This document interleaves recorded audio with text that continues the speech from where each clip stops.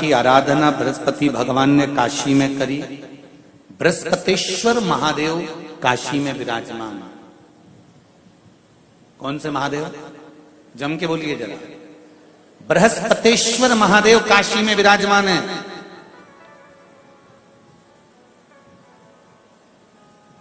जो अंगूठी में पुखराज नहीं पहन सकते,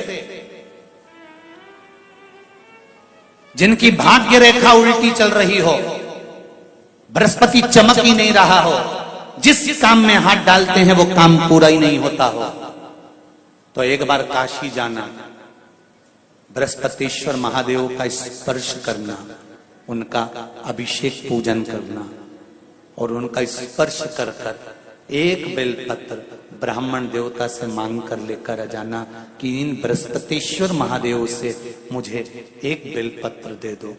तुम्हें पुखराज पहना कि नहीं पहना, हीरा रतन माणिक पहना कि नहीं पहना, वो बेलपत्र इतना चमत्कार कर देगी कि जिंदगी में कभी संपदा की कमी आएगी नहीं। अगर बृहस्पति नहीं चमके तो बृहस्पतेश्वर महादेव, जहां पर बैठकर बृहस्पति भगवान ने शंकर भगवान की आराधना करी है, रोज गंगा जल जाना, गंगा जल लेकर आना, शिव जी की आराधना करना, एक शिवलिंग का निर्माण करा, उसकी आराधना में बृहस्पति भगवान डूब गए, उसकी आराधना में बृहस्पति महाराज निरंतर लगे रहे। और इतनी आराधना बृहस्पति महाराज ने करी, इतनी आराधना करी बृहस्पति महाराज ने कि शंकर भगवान सामने प्रकट हो गए। मांगो बृहस्पति, तुमको क्या चाहिए?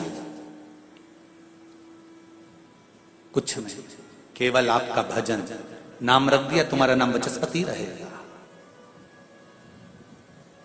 बृहस्पति भगवान का एक नाम बृहस्पति भी रख दिया और तुम साधारण नहीं रहोगे। तुमने मेरी आराधना करी है तो देवताओं के गुरु बनकर विराजमान होगे। अब अभी तक 2 भार इंद्र के पास में थे। बहुत ध्यान देकर समझना ये नवग्रह कथा को। 2 भार थे इंद्र के पास। इंद्र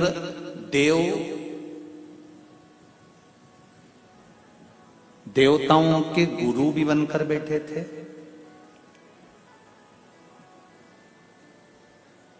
देवगुरु बृहस्पति की जगह पूर्व में इंद्र ही देवगुरु का पद संभाल रहे और देवराज का पद भी इंद्र के पास में था। कौन कौन से पद थे? जम के बोलो जरा।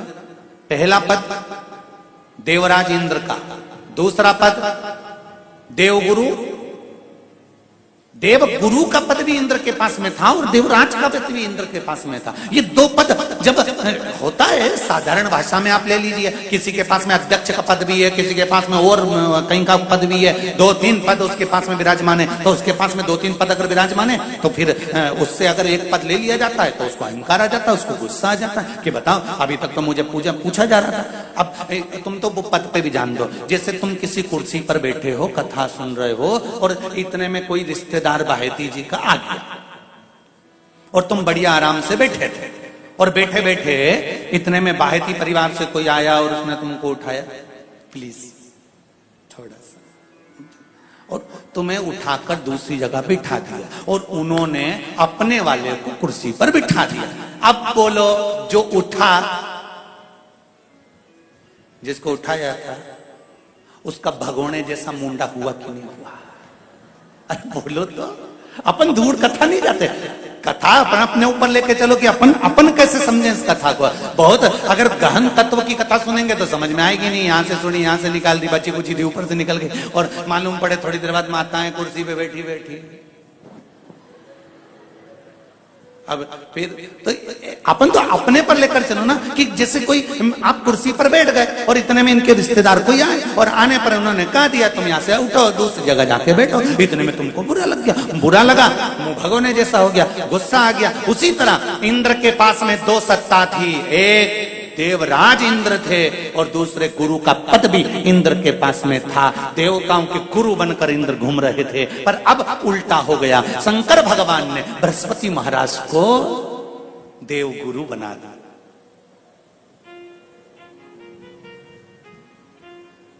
अब जैसे ही देवगुरु बनाया तो इनका इंद्रदेव का मुंह, अरे बोलो तो तुम, भगोन ऐसा हो गया, कुर्सी उतरी कि मुंह भगोड़ा। इनका मुंह भगोने जैसा हो गया तो गुस्सा तो गुस्सा। इतने में इंद्र ने बृहस्पति महाराज देव गुरु बन गए, इंद्र सिंहासन पर बैठे थे, अप्सराओं का नृत्य देख रहे थे। वहीं से देव गुरु बृहस्पति का आगमन हुआ। बृहस्पति महाराज जैसे ही आए तो इंद्र तो सिंहासन पर बैठकर पूरा अप्सराओं का नृत्य देख रहे थे। उनको देव गुरु बृहस्पति से मतलब ही नहीं था।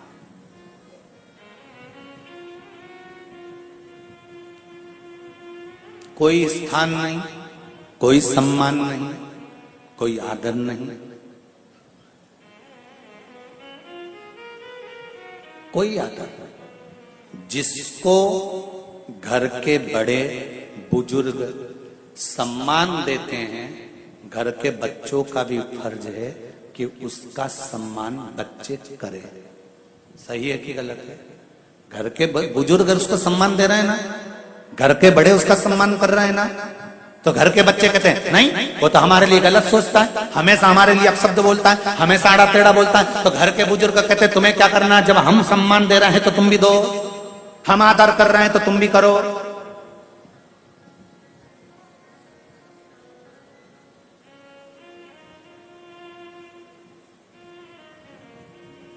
पर नहीं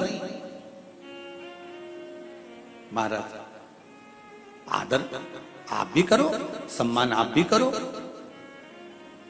पर वो आदर वो सम्मान बहुत मुश्किल।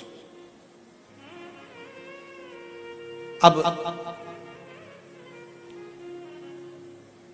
जब बृहस्पति महाराज का सम्मान नहीं हुआ, बृहस्पति महाराज वहां से उठकर चले गए, बोले नहीं।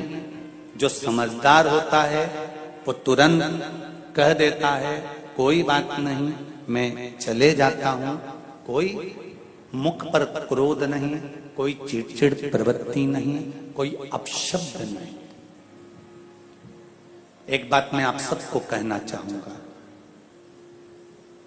किसी जगह पर यदि आपका अपमान हुआ है, बहुत ध्यान देना जरा, कथा थोड़ी भारी है पर समझ लोगे आप। किसी जगह पर यदि आपका अपमान हुआ है तो आप भगवान शंकर को धन्यवाद देना कि मैंने पूर्व में किसी का अपमान करा होगा तो मेरा हिसाब आपने इतनी जल्दी बराबर कर दिया है, इतनी जल्दी बराबर कर दिया। ये थोड़ा सा अपमान मेरा कराया, मेरा हिसाब बराबर हो गया। कोई गाली दे रहा है, देने दो, शंकर भगवान को धन्यवाद देना, बाबा बड़ी कृपा करी, मैंने पूर्व में इसको गालियां दी होंगी, अपशब्द कहा होगा तो इसने मुझे पलट कर गाली दे दी, अपशब्द कह दिया। ये तेरी कृपा है, ये तेरी दया। और जब तक तेरी करुणा, तेरी कृपा, तेरी दया नहीं हो तब तक कुछ हो ही नहीं सकता। तेरी कृपा,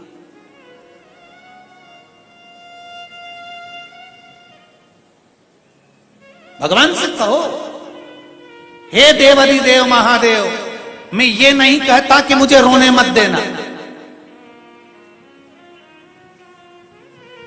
क्योंकि कर्म का भोग तो मुझे भोगना पड़ेगा। देवाधिदेव महादेव से कहो, हे देवाधिदेव महादेव, मैं ये नहीं कहता कि मुझे रोने मत देना, पर इतना जरूर कहता हूं तेरे सिवा किसी दूसरे के आगे झुकने मत देना, बस इतनी कृपा कर।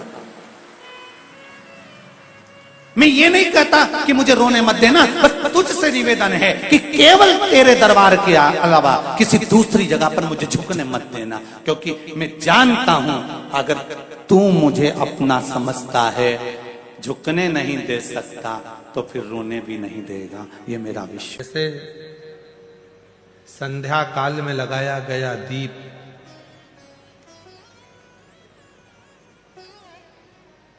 मानदेह नामक असुर का संहार कर देता,